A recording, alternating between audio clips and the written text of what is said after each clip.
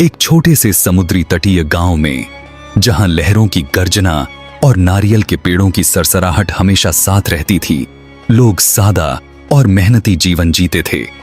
गांव के चारों ओर नीला समुद्र, हरे भरे खेत और घने आम के बाग फैले हुए थे।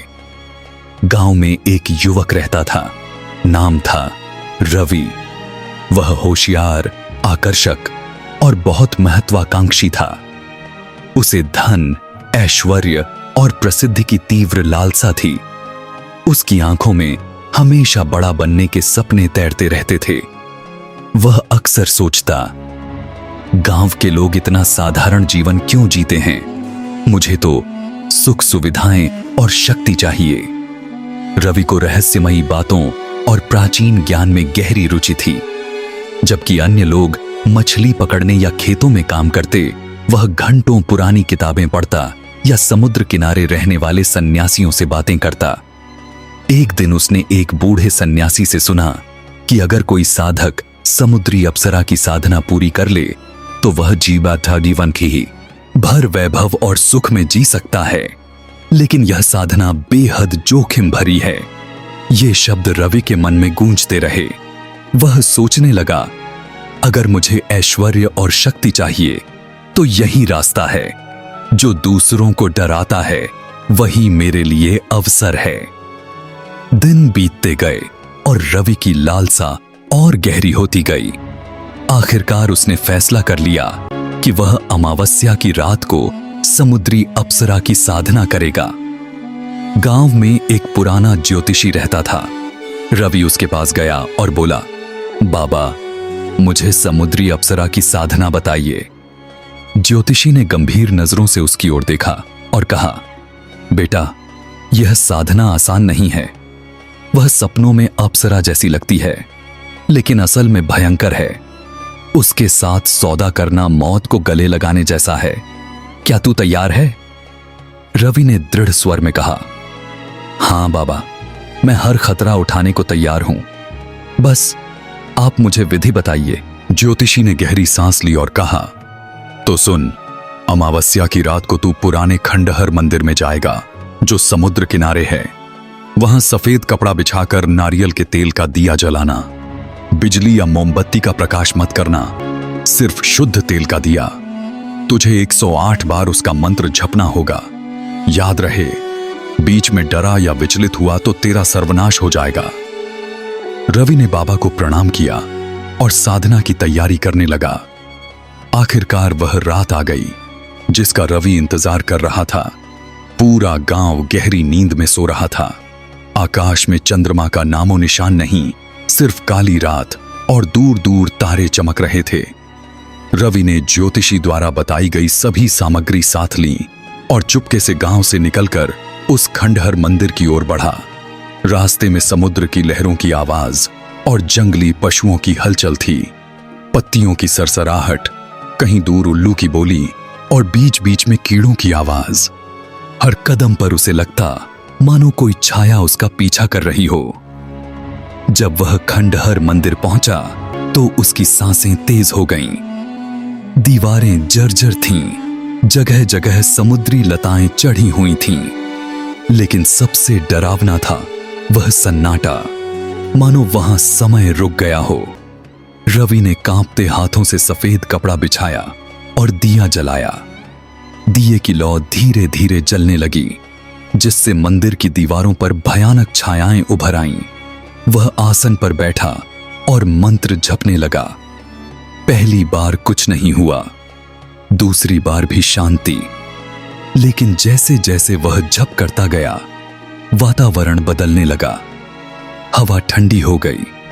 मंदिर में एक अजीब सी खुशबू फैलने लगी, मानो किसी फूल ने इत्र छिड़का हो। फिर पायल की झंकार सुनाई दी। रवि का दिल जोर जोर से धड़कने लगा। उसने आंखें बंद रखीं और मंत्र जप जारी रखा। कुछ ही पलों में उसे लगा कि उसके सामने कोई खड़ा है। अप्सरा का पहला दर्शन। धीरे धीरे उसने आंखें खोलीं। उसकी सांस अटक गई। उसके सामने एक स्त्री खड़ी थी, अप्सरा जैसी सुंदर, गोरी चमड़ी, लंबे खुले बाल, नीली साड़ी और होठों पर रहस्यमयी मुस्कान। उसकी आंखों में गहरी चमक थी, मानो सम्मोहन। वह मधुर स्वर में बोली, रवि, तुमने मुझे बुलाया है, अब बताओ क्या चाहते हो? रवि मंत्र जपना भूल गया। वह बस उसे देखता रहा। उसके मन में डर भी था और एक अजीब सी आकर्षण भी। उसने कांपती आवाज में कहा, मुझे धन चाहिए, शक्ति चाहिए और तुम्हारा साथ चाहिए। अप्सरा मुस्कुराई। वह और पास आई। उसकी पायल की झंकार से मंदिर गूंज उठा।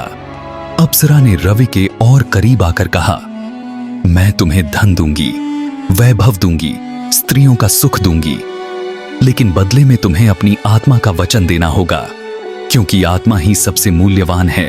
रवि के कानों में ये शब्द हथौड़े की तरह गूंजे। उसके मन में भय और लालसा दोनों टकराने लगे। वह सोचने लगा, आत्मा का वचन, क्या यह संभव है? लेकिन अगर मुझे वैभव मिल जाए तो मैं गांव का सबसे बड़ा व्यक्ति बन जाऊंगा। उसने साहस जुटाकर कहा, अगर मैं आत्मा का वचन दूं तो क्या मुझे सब मिलेगा? अप्सरा की मुस्कान और गहरी हो गई। रवि ने हामी भर दी। अप्सरा ने अपने हाथ बढ़ाए। उसकी हथेलियां ठंडी थीं जैसे बर्फ। जैसे ही उसने रवि के हाथ थामे, एक तेज हवा मंदिर में चली और दिए की लौ कांप गई। रवि ने महसूस किया कि उसके शरीर में बिजली दौड़ रही है। उसके माथे पर पसीना छलक आया। वह बोलना चाहता था, लेकिन आवाज गले में अटक गई। अप्सरा ने मधुर स्वर में कहा, अब पहली परीक्षा। अगर तुम मुझे साधना में स्वीकार करना चाहते हो तो इस दिए की लौ बुझने मत देना। चाहे तूफान आए, चाहे भयावह दृश्य दिखें, तुम्हें आंखें बंद करके मंत्र जपना। अगर डरे तो तुम्हारा अंत हो जाएगा। रवि ने गहरी सांस ली और आंखें बंद कर मंत्र जपना शुरू किया। जैसे ही मंत्र शुरू हुआ, उसके कानों में अजीब आवाजें आने लगीं। कभी किसी स्त्री के रोने की, कभी बच्चे के चीखने की, कभी जंगली जानवर की दहाड़। उसने आंखें नहीं खोलीं। फिर उसे लगा मानो कोई उसके पास खड़ा है। गर्म सांसें उसकी गर्दन को छू रही थीं। उसका दिल जोर से धड़कने लगा। वह मंत्र जपता रहा।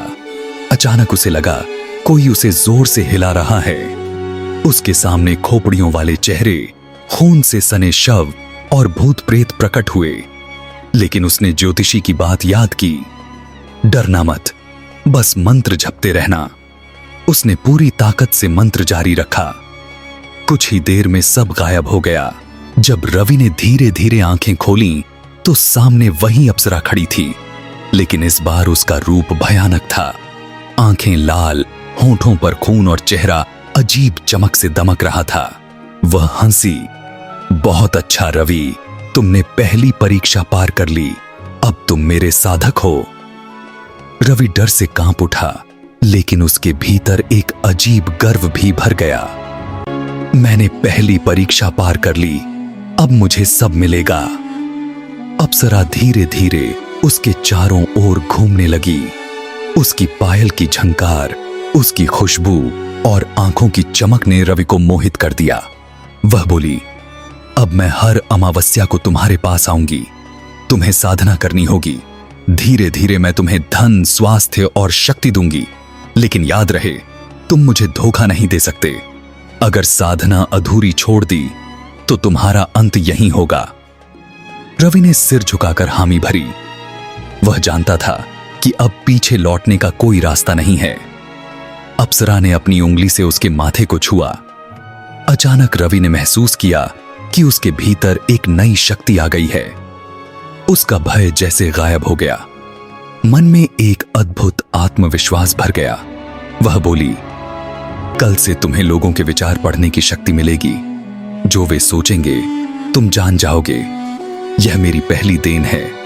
याद रहे, अगली अमावस्या को मैं और वरदान दूंगी। यह कहकर अप्सरा धुंध में गुम हो गई।